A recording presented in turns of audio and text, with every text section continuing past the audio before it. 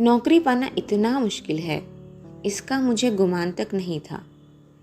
इरा कहती है कि 150 की नौकरी के लिए खुद मिनिस्टर तक सिफारिश करने पहुंच जाते हैं। फिर यह तो 300 का जॉब है। निशित सवेरे से शाम तक इसी चक्कर में भटका है। यहाँ तक कि उसने अपने ऑफिस से छुट्टी भी ले ली है। वह क्यों मेरे काम में इतनी दिलचस्पी ले रहा है? उसका परिचय बड़े बड़े लोगों से है और वह कहता है कि जैसा भी होगा वह काम मुझे दिलाकर ही मानेगा। पर आखिर क्यों? कल मैंने सोचा था कि अपने व्यवहार की रुखाई से मैं स्पष्ट कर दूंगी कि अब वह मेरे पास ना आए। 8:45 बजे के करीब जब मैं अपने टूटे हुए बाल फेंकने खिड़की पर गई तो देखा घर से थोड़ी दूर पर निशित टहल रहा है। वही लंबे बाल, कुर्ता पजामा। तो वह समय से पहले ही आ गया। संजय होता तो 11 के पहले नहीं पहुंचता। समय पर पहुंचना तो वह जैसे जानता ही नहीं। उसे यूं चक्कर काटता देख मेरा मन जाने कैसा हो आया। और जब वह आया तो मैं चाह कर भी कटु ना हो सकी। मैंने उसे कलकत्ता आने का मकसद बताया तो लगा कि वह बड़ा प्रसन्न हुआ। वहीं बैठे बैठे फ़ोन करके उसने इस नौकरी के संबंध में सारी जानकारी प्राप्त कर ली। कैसे क्या करना होगा इसकी योजना भी बना डाली। बैठे बैठे फ़ोन से ऑफिस को सूचना भी दे दी कि आज वह ऑफिस नहीं आएगा। विचित्र स्थिति मेरी हो रही थी। उसके इस अपनत्व भरे व्यवहार को मैं स्वीकार भी नहीं कर पा रही थी और नकार भी नहीं पा रही थी। सारा दिन मैं उसके साथ घूमती रही, पर काम की बात के अतिरिक्त उसने एक बात भी नहीं की। मैंने कई बार चाहा कि संजय की बात उसे बता दूं, पर बता ना सकी। सोचा कहीं वह सुनकर यह दिलचस्पी लेना कम ना कर दे। उसके आज भर के प्रयत्नों से ही मुझे काफ़ी उम्मीद हो चली थी।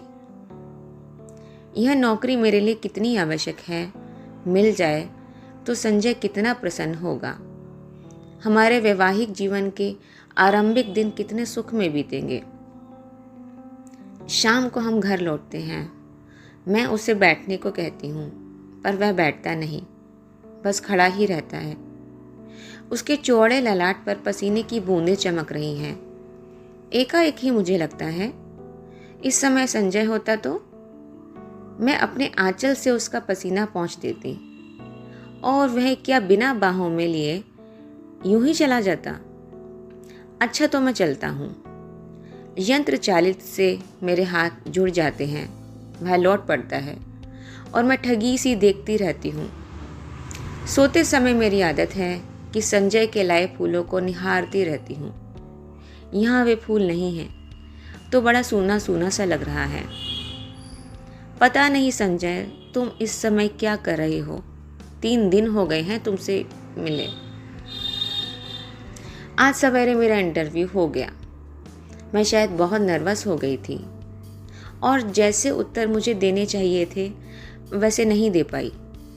पर निशित ने आकर बताया कि मेरा चुना जाना करीब करीब तय हो गया है। मैं जानती हूँ ये सब निशित की वजह से ही हुआ। ढलते सूरज की धूप निशित के बाएं गाल पर पड़ रही थी और सामने बैठा निशित इतने दिन बाद फिर एक बार मुझे बड़ा प्यारा सा लगा। मैंने देखा मुझसे ज़्यादा वह प्रसन्न है। वह कभी किसी का एहसान नहीं लेता, पर मेरी खातिर उसने न जाने कितने लोगों का एहसान लिया। आखिर क्यों? वह क्या चाहता है कि कलकत्ता आकर मैं उसके साथ रहूं? एक अजीब सी पुलक से मेरा तन मन सिहर उठा। वह ऐसा क्यों चाहता है?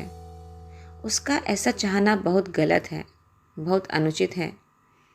मैं अपने मन को समझाती हूँ, ऐसी कोई बात नहीं है। शायद वह केवल मेरे प्रति के अन्याय का प्रतिकार करने के लिए ही ये सब कर रहा है। पर वह क्या समझता है कि उसकी मदद से नौकरी पाकर मैं उसे क्षमा कर दूंगी? या जो कुछ उसने किया उसे भूल जाऊंगी? असंभव। मैं कल ही उसे संजय की बात बता दूंगी। आज तो इस खुशी में पार्टी हो जाए। काम की बात के अलावा यह पहला वाक्य मैं उसके मुंह से सुनती हूँ। मैं इरा की ओर देखती हूँ। वह प्रस्ताव का समर्थन करके भी मुन्नू की तबीयत का बहाना बनाकर अपने को काट लेती है। अकेले जाना मुझे कुछ अटपटा सा लगता है। अभी तक तो काम का बहाना लेकर घूम रही थी, पर अब फिर भी मैं मना नहीं कर पाती। अंदर जाकर तैयार होती हूँ। मुझे याद आता है, निशीत को नीला रंग बहुत पसंद है। मैं नीली साड़ी ही पहनती हूँ। बड़े चाव और सतर्कता से अपना प्रसाधन करती हूँ और बार बार अपने को टोकती जाती हूँ। किसको रिझाने के लिए ये सब हो रहा है? क्या यह मेरा पागलपन नहीं है? सीढ़ियों पर निशीत हल्की सी मुस्कुराहट के साथ कहता है, इस साड़ी में तुम बहुत सुंदर लग रही हो। मेरा चेहरा तमतमा जाता है, कनपटियां सुर्ख हो जाती हैं। मैं चुपचाप ही इस वाक़े के लिए तैयार नहीं थी। यह सदा चुप रहने वाला निशीत बोला भी तो ऐसी बात। मुझे ऐसी बातें सुनने की ज़रा भी आदत नहीं है। संजय ना कभी मेरे कपड़ों पर ध्यान देता है, ना ऐसी बातें करता है, जबकि उसे पूरा अधिकार है। और फिर यह बिना अधिकार ऐसी बातें करे।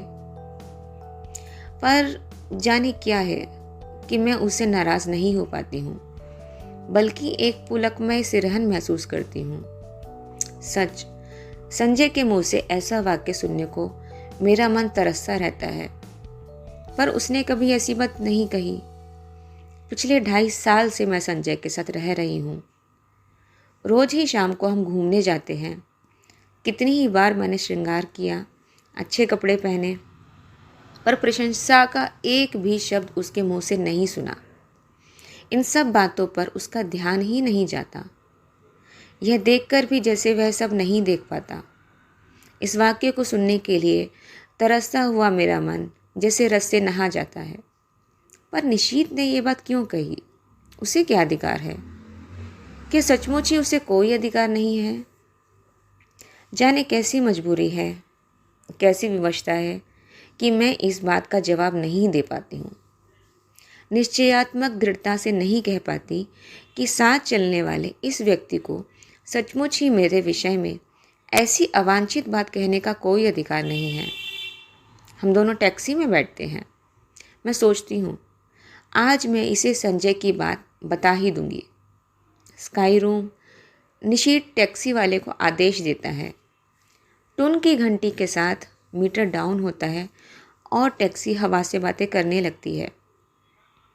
निशीत बहुत सतर्कता से कोने में बैठा है। बीच में इतनी जगह छोड़कर भी यदि हिचकोला खाकर टैक्सी रुके भी तो हमारा स्पर्श ना हो। हवा के झोंके से मेरा रेशमी साड़ी का पल्लू उसके समूचे बदन को स्पर्श करता हुआ उसकी गोदी में पड़ा फड़फड़ाता है, पर वह उसे हटाता नहीं। मुझे लगता है यह रेशमी सुवासित पल्लू जैसे उसके तन मन को रस से भिगो रहा है। ये स्पर्श उसे पुलकित कर रहा है। मैं विजय के अकथनीय आह्लाद से भर जाती हूँ। आज भी मैं संजय से नहीं कह पाती, चाह कर भी नहीं कह पाती। अपनी इस विवशता पर मुझे खींच भी आती है, पर मेरा मुंह है कि खुलता ही नहीं। मुझे लगता है जैसे मैं कोई बहुत बड़ा अपराध कर रही हूँ, फिर भी मैं कुछ नहीं कह सकी। यह निश्चित कुछ बोलता क्यों नहीं? उसका यूं कोने में दुबक कर निर्विकार भाव से बैठना मुझे कतई अच्छा नहीं लगता। एकाएक ही मुझे संजय की याद आने लगती है। इस समय वह यहाँ होता तो उसका हाथ मेरी कमर में लिपटा होता। यूं सड़क पर ऐसी हरकतें मुझे स्वयं पसंद नहीं, पर जाने क्यों उसके साथ रहने को मेरा मन फिर से ललक उठता है। मैं जानती हूँ कि जब निशित बगल में बैठा हो उस समय ऐसी इच्छा करना या ऐसी बात सोचना भी कितना अनुचित है, पर मैं क्या करूँ?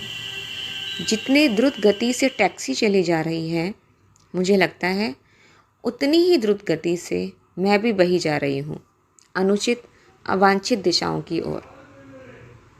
टैक्सी झटका खाकर रुकती है तो मेरी चेतना लौटती है।